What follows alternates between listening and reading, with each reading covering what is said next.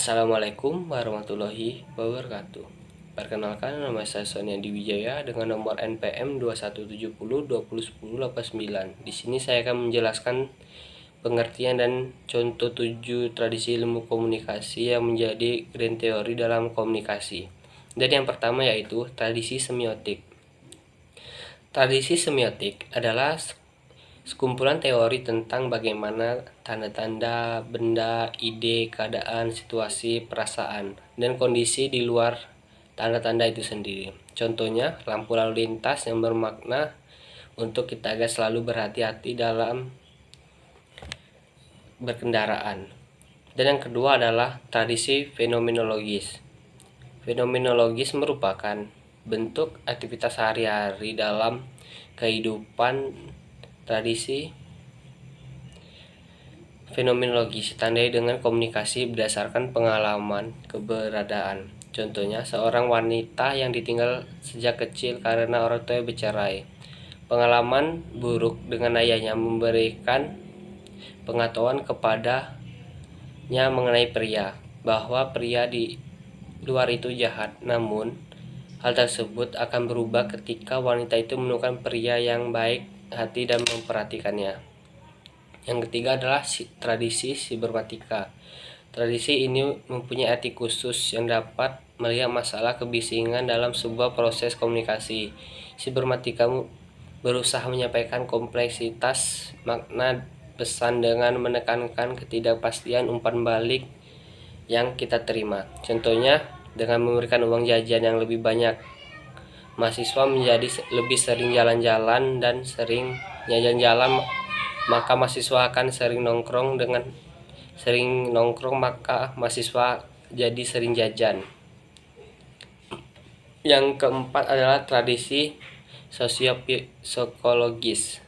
Tradisi sosiopsikologis adalah tradisi yang berfokus pada perilaku sosial seorang, kepribadian dan sifat individu.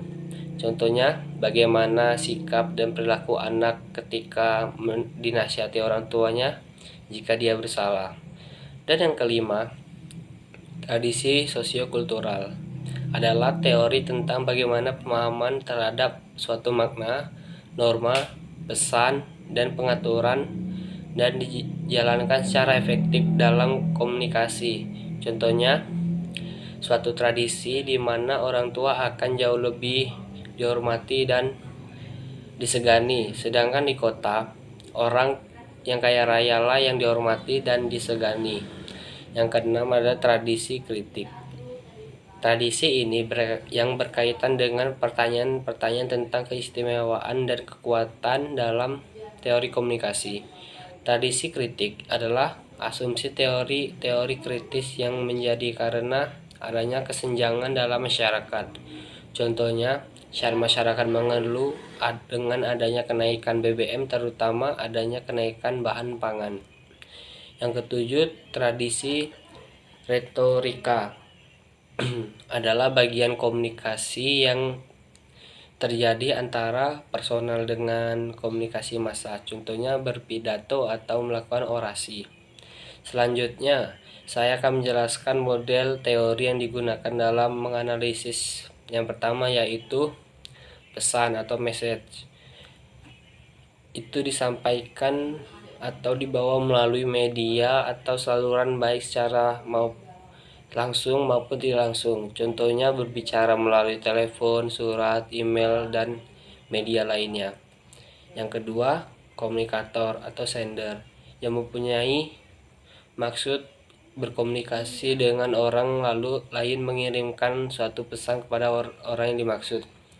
Pesan yang disampaikan itu bisa berupa informasi yang bentuk bahasa ataupun lewat simbol-simbol yang bisa dimengerti kedua pihak.